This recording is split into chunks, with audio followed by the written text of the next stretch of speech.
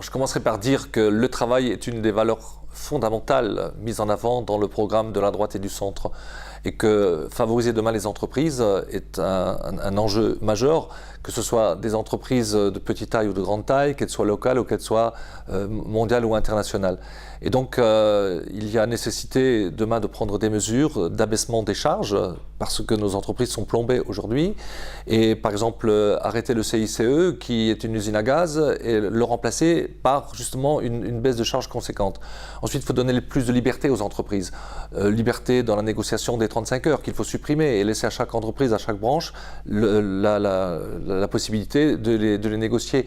Et par conséquent, il y a un certain nombre de choses qu'il faudra revoir, notamment par rapport à ces charges. Le droit du travail, il faut également le corriger. Il faut permettre le référendum au sein de l'entreprise.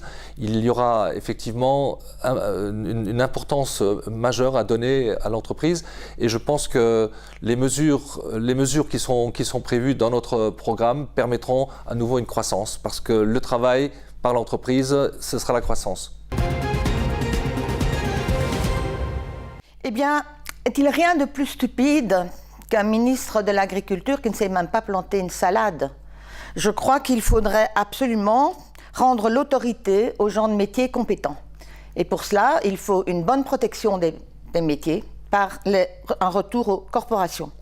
Aidons les artisans, les petites et les moyennes entreprises. À bas les taxes qui les asphyxient. Je voudrais d'abord poser en préalable le respect de la valeur travail. Aujourd'hui, on parle de travail, on parle d'emploi. Pour moi, il est fondamental aujourd'hui que l'on respecte la valeur travail, c'est-à-dire celle qui permet à chaque individu de vivre dignement, d'éduquer ses enfants, d'avoir accès aux soins et de vivre de son travail. C'est pour cela que je m'opposerai assez farouchement à tout ce qui est remise en cause du Code du travail, parce que le Code du travail reste pour le salarié un rempart. Je ne dis pas qu'il ne faut pas réformer, mais je dis que ces réformes doivent être faites dans la concertation, en ne négligeant pas les partenaires sociaux. Et évidemment, je m'opposerai assez farouchement également à ce qu'on appelle la suppression du compte pénibilité. On sait aujourd'hui qu'il y a des carrières qui sont très difficiles, des métiers extrêmement prenants. Il est normal que ces choses-là soient compensées à un moment donné, au moment de la retraite. Alors, c'est vrai qu'il faut réformer absolument le marché du travail et la formation professionnelle. Il est certain que pour la création d'emplois, il faut diminuer le coût du travail, clairement. Alors, il faut des mesures choc, lesquelles? Eh bien, déjà, vous aurez le CICE qui va être transformé en allègement de charges pérennes, quelle que soit la taille de l'entreprise, j'insiste, c'est important. Vous aurez une diminution aussi de l'impôt sur les sociétés, qui est à 33,3%, qui va passer à 25%. Et puis, on a la suppression du RSI, qui ne fonctionne pas du tout, et ça, c'est important vraiment pour les entrepreneurs. En dehors de ça, l'intérêt aussi, c'est d'avoir deux autres mesures qui vont renforcer cette libération du travail. La première, c'est l'extension de l'assurance chômage à tout le monde, pas seulement aux salariés, mais également aux indépendants, entrepreneurs, artisans, commerçants, parce qu'il n'y a pas de raison qu'ils ne puissent pas en bénéficier en cas de coup dur, c'est normal. Et puis la deuxième mesure, c'est effectivement plus de souplesse dans les accords avec les entreprises, notamment les PME, des accords qui vont primer sur les accords de branche, parce que ce n'est pas la même chose la réalité économique d'une PME et la réalité économique d'un grand groupe. Je suis un entrepreneur et de ce fait, je connais bien les difficultés des entrepreneurs. En France, on a le savoir, on a les talents, mais on a une fâcheuse habitude qui est toujours de faire peser les dépenses sur les entreprises. Quels que soient les projets, on va toujours aller ponctionner les entreprises et principalement, celles qui en souffrent le plus, c'est les TPE, les PME. Je pense qu'il faut rendre à ces entreprises les moyens de travailler correctement. On avait proposé de faire une refonte du CICE et de renvoyer toutes ces aides, principalement aux TPE et PME, c'est celles qui créent le plus d'emplois et qui en ont le plus besoin. Il était aussi question de la refonte du RSI, puisque on doit pouvoir donner le choix aux entrepreneurs de choisir, les entrepreneurs, les commerçants, les agriculteurs, entre le régime général et le RSI. Il n'y a pas de raison qu'ils soient moins bien couverts que leurs salariés. Nous avons besoin aujourd'hui évidemment de réformer ce pays, mais de le réformer dans le pragmatisme et avec une vision progressiste. Lorsqu'on voit quelques réformes qui sont annoncées, aujourd'hui une diminution évidemment du moyen, du ticket moyen du retraité en ayant une augmentation de la CSG, en allant taxer les entreprises qui ont donné des CDD plus que des CDI. C'est évidemment mépriser la situation de certaines entreprises qui ne peuvent pas embaucher. Nous avons besoin aujourd'hui de remettre une valeur sur le travail. Nous avons besoin de considérer les travailleurs. Nous avons besoin de mettre moins de normes et moins de règles. Et je crois qu'aujourd'hui, il va falloir effectivement que dans ce pays, nous ayons des réformes, nous ayons cette capacité à valoriser ceux qui travaillent en leur donnant plus de pouvoir d'achat que ceux qui profitent évidemment des pouvoirs sociaux. Voilà, je serai engagé à côté d'Emmanuel Macron pour faire ces réformes, mais faire ces réformes dans le respect aujourd'hui de nos traditions, de nos cultures et de celles et ceux qui travaillent tout au long de l'année. Les politiques à venir doivent se faire autour de deux axes. Le retour en plein emploi et l'éducation. Il est possible d'y arriver si l'on parvient à transposer dans notre société ce qui marche dans d'autres pays. Cela passe par l'emploi des jeunes, qui doit être le combat des années à venir. Pour ce faire, nous proposons de donner les moyens aux politiques en faveur de l'apprentissage. Un jeune formé et un jeune armé pour faire front aux défis de la société. Ce but n'est réalisable qu'avec la participation du monde professionnel. Nous devons soutenir la création d'emplois en favorisation d'investissements et la croissance qui passe par la fin des 35 heures.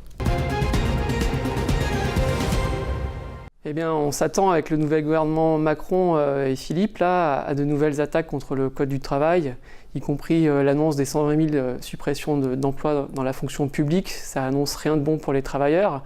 Donc face à ces nouvelles attaques et face au ravage du chômage, on pense qu'il faudrait commencer par interdire les licenciements, faire en sorte qu'il y ait couper un peu cette hémorragie où il y a de plus en plus d'emplois qui sont supprimés.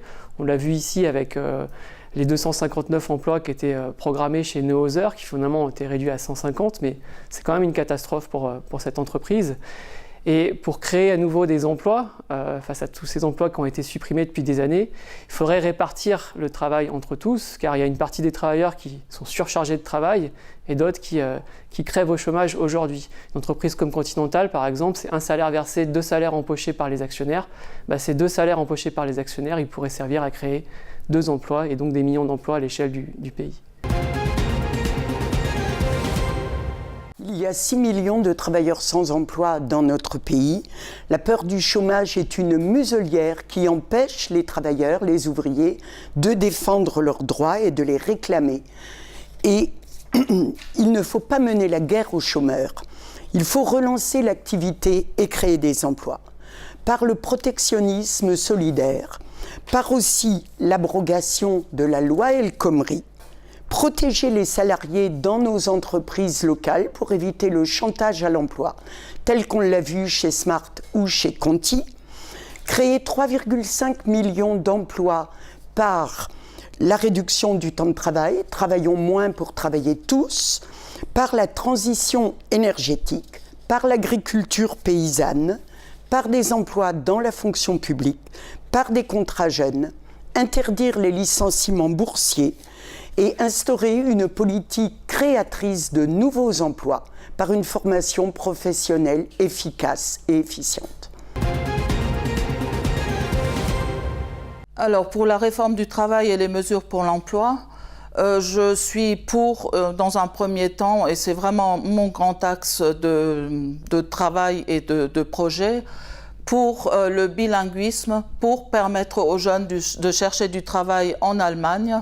L'Allemagne recrute actuellement et c'est vraiment une catastrophe parce que les jeunes ne parlent plus assez allemand, donc ne peuvent pas prétendre chercher du travail de l'autre côté de ce qui va ou de ce qui est en train de redevenir pratiquement une frontière. Ensuite, je suis pour l'apprentissage, pour que l'apprentissage ne soit plus la voie de garage pour les jeunes qui ne sont pas capables ou qu'on juge ne pas être capables d'aller plus loin. Donc valorisation de l'apprentissage et qu'on arrête de pousser 80% des jeunes d'une classe d'âge vers le baccalauréat et les études longues. Et ensuite, je suis pour la production locale le plus possible.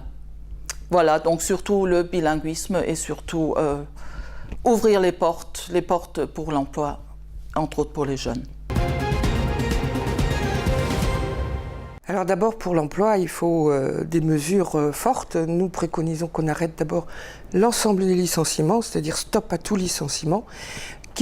On organise une sécurité sociale professionnelle, c'est-à-dire qu'on permette aux gens d'avoir un métier, d'être en formation, de se reconvertir, mais qu'on garantisse à tous un déroulement de carrière et une possibilité d'être tout le temps avec un minimum de revenus. Alors ça s'organise, il faut de la formation, mais c'est important d'organiser cela et d'arrêter les licenciements et de laisser les gens tout seuls devant une situation dramatique. Ça, c'est important. Ensuite, le Code du travail doit être maintenu, il faut arrêter la loi El Khomri, et le Code du travail doit être protecteur.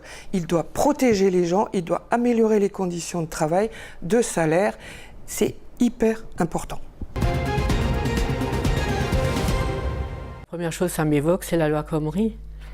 Cette loi qui a quand même été contournée par de grandes entreprises. On prend la Smart, qui avait déjà qui a divisé les ouvriers qui avaient décidé de ne pas entrer dans le jeu et qui malheureusement, on ne leur a pas laissé le choix.